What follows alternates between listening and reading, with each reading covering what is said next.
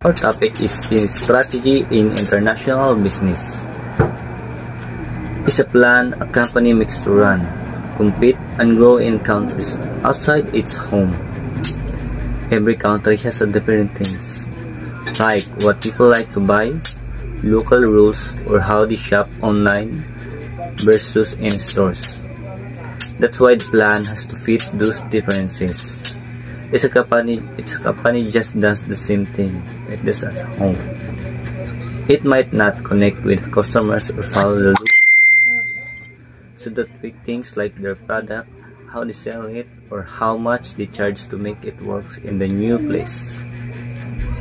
The main purpose is to explain what strategy in international business. The plan has to adapt to differences in other countries so the company can succeed to their destination or their. So thank you. So next is the business corporate strategy. Okay, my topic is the generic strategy. So there are three core of generic strategy, which is cost leadership, differentiation, and then focus strategy. So dirita una sa cost leadership. Ang cost leadership, muna sila ang company nga gabuhat og product with the lowest cost gani. Kanang in whole market, lowest ra ilang cost, gamay ra ilang gasto sa ilang nga pag-create sa product. To spend less money by buying materials or sa ilang nga pagbuhat sa product, nagamit sila og technology to help them work fast sa ilang nga product para mas madali gali ang pag-buhat or proseso sa ilang nga product. So makalestra sila og cost, lowest lang ang cost, gamay ra lang cost. Next is differentiation. So ang differentiation, this is a company nga gabuhat gyapon sa product that are special or different from other unique, good quality, nice design, or new feature. For example is ang Apple. Ang Apple is ga-create sila special product that's look good gani or work well, unique siya. So ang customer o ang mga customer gid sila, so willing gid sila to pay more kay nice man imong product, kuan man siya kanang good quality. And then next is focus strategy. So ang focus strategy is muna silang company ga serve ganis a small group or customer instead of a whole market. So na siya duha gyapon ka kuan sa kuan. First is cost focus. So ang cost focus muna sila ang ga-offer sila sa muna yung company nga ga-offer sa lowest price for small groups. Lowest price ra ilang gina-offer sa small group. Next is ang differentiation. Kaning differentiation po, ga-offer po sila something special for a group gani. For example ani is kuan, example a luxury brand. Nagbaligya sila only rich customer ang ilang ginabaligyaan. Use a differentiation. And that's all. Thank you. Good afternoon, ma'am. Good afternoon, everyone. My topic today is all about international strategies. So international strategies this is how about a company chooses to operate when they move beyond their home country. So sa words nga when they move beyond their home country, how to operate, just like if ako mag-build ko og negosyo in other countries, so i-adapt na ko ang need na ko i-adapt ang ilang culture, ilang laws, labi na ko customer needs para makapag-operate gyapon ta sa ilang countries. So na siya ito factors katong cost pressure o katong need for local responsiveness. So ang cost pressure ano siya katong how much a company needs to lower cost to compete globally, while the need for local responsiveness mo siya katong how much the product needs to be changed to fit local taste and laws.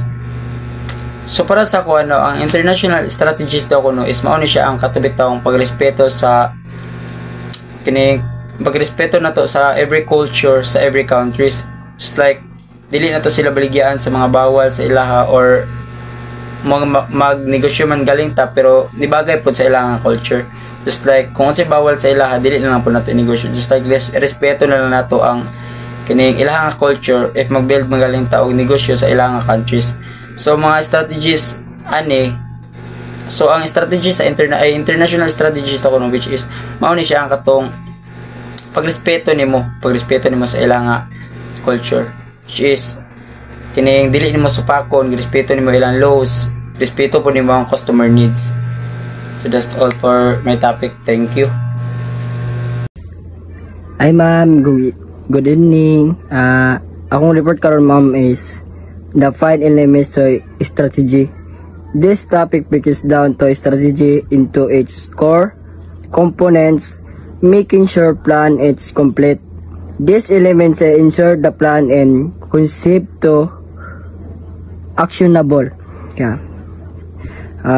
Sa kanisa kung sabtan na ni ma'am is ang arenas ma'am kaulugan sa tinutukoy na arenas kung saan magiging aktibo ang isang negosyo kabilang sa particular na merkado, kategorya sa produkto, channel, segment to merkados ang at mga lugar na mga geographical na balak na pagtrabahuan sa negosyo ma'am. Kan ma'am, simple siya kuan sila ma'am ba kanang nagpamito sila ma'am kanang nagnegosyo sila sa ilang product daw ilang mga product man ilang ipa-kuan bitaw sa kada sa merkado mag-kuan bitaw sila ma'am magnegosyo sila kay ilang mga product man ilang ikuan sa merkado nga ilang mga product ilang ipamamaliga sa ilaha kung pila kahalaga. Halimbawa ma'am nga maaring piliin na yung isang kumpanya nga inumin tumuon na sa merkado ng mga inuming nga pang kalusugan sa mga obraganong lugar. Sa mga kuan ma'am nga lain lugar bitaw man mga kuan ma'am kanang nakaisuggest bitaw nga kumpanya sa pananiya. Nakay ika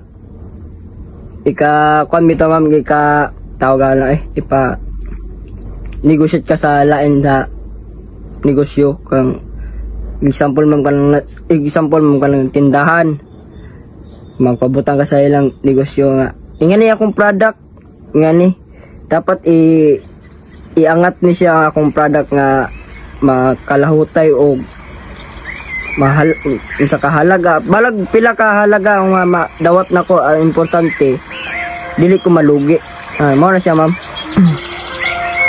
So, karon ma'am, kanang dire na sa kuan ma'am, dire na sa tiyan. Wait lang ma'am. Bicycle ma'am. Dire ta sa bicycle ma'am. Unsay differentiation sa bicycle ma'am? Ang bicycle ma'am is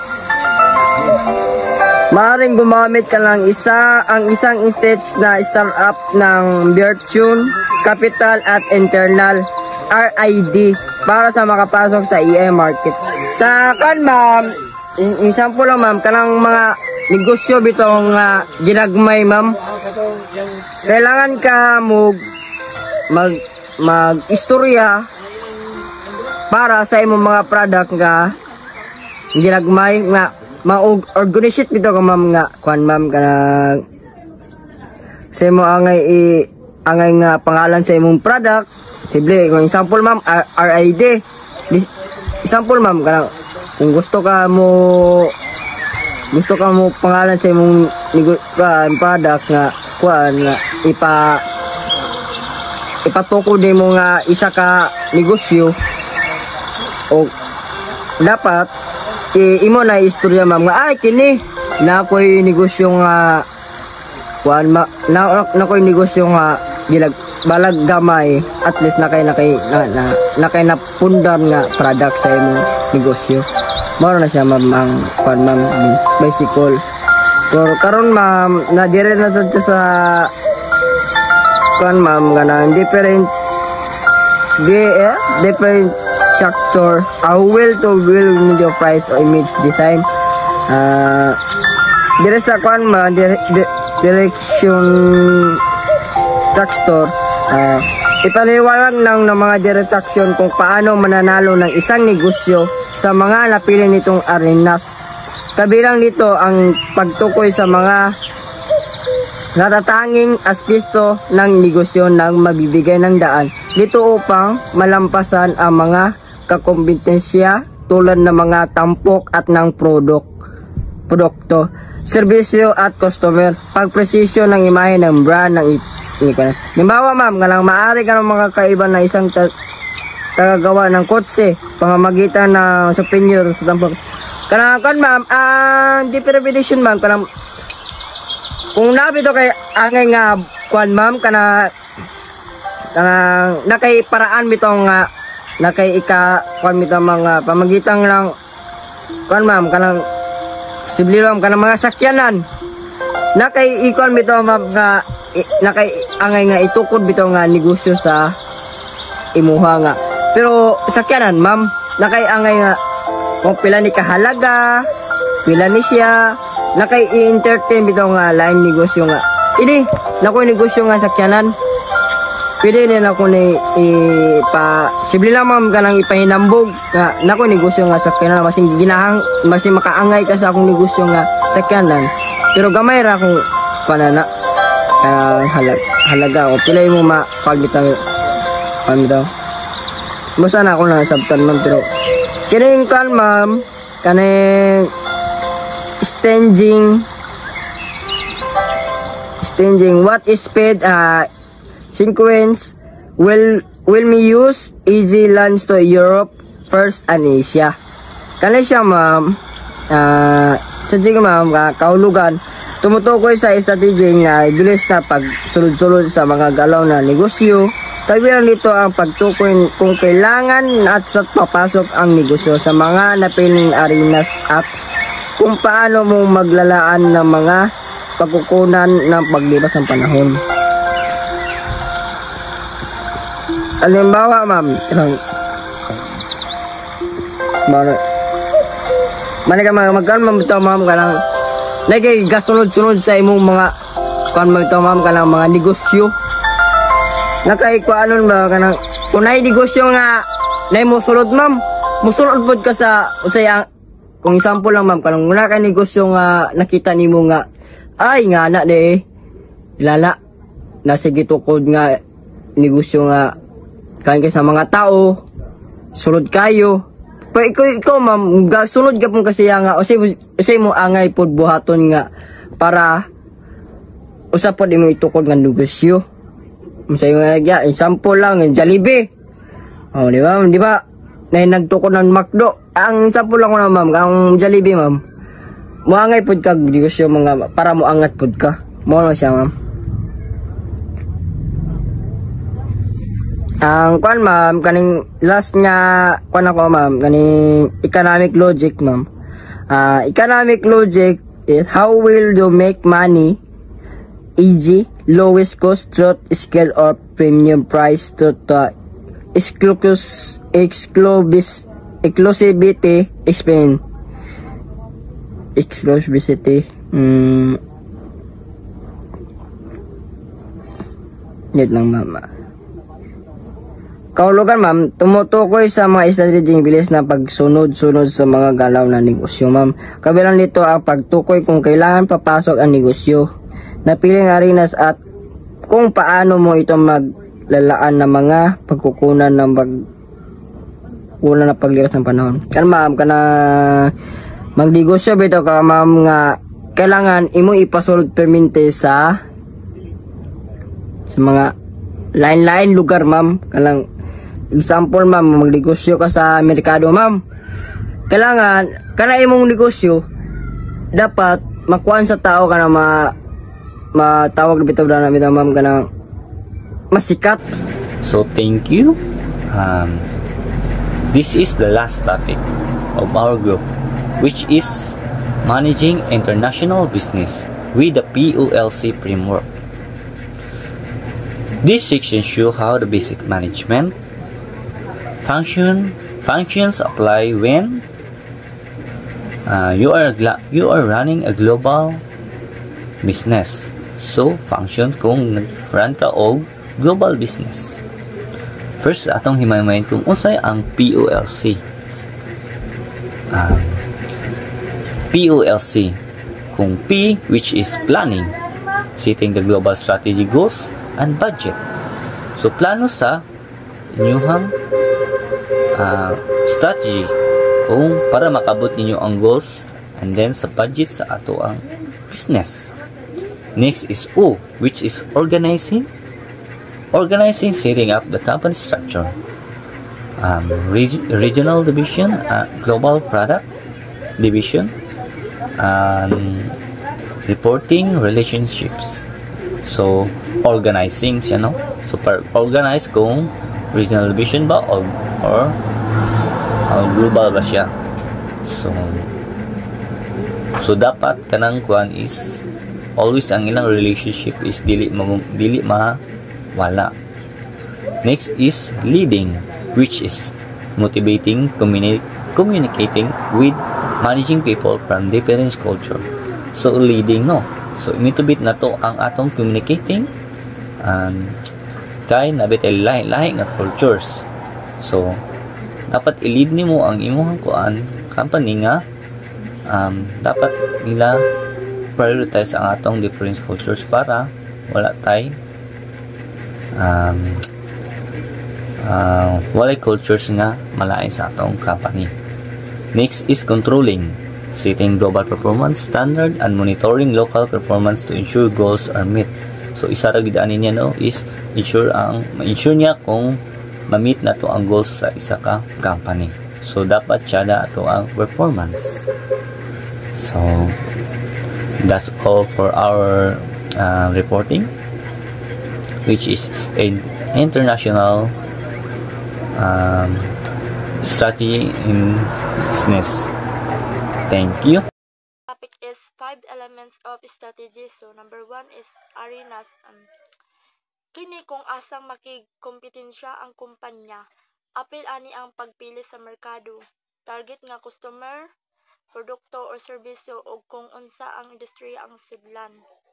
So example, mag-focus ba ta sa local market lang o apil ba ang international?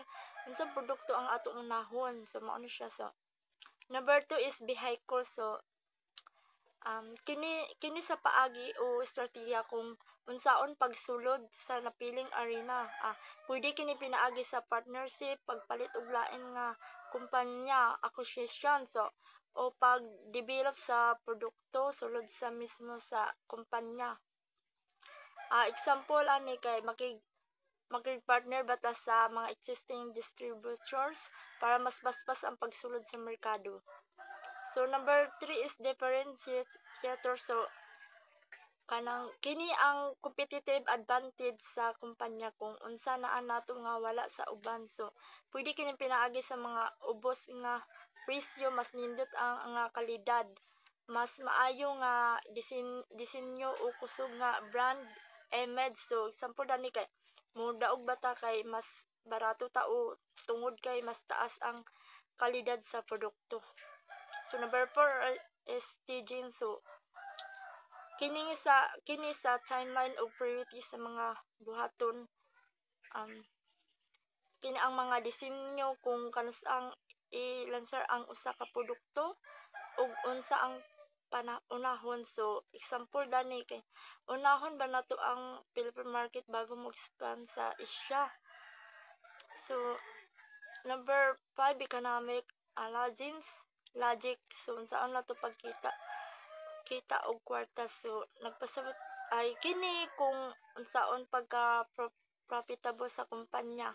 Pwede kini pinaagi sa low cost strategy, ubos nga gasto para mas taas ang kita, o premium pricing, mas taas ang presyo tungod sa kalidad o exclusivity. So example ani, mahimo ba kitang profitable tungod kay daghan tag mabaligya o tungod kay mahal og high value ang atong produkto.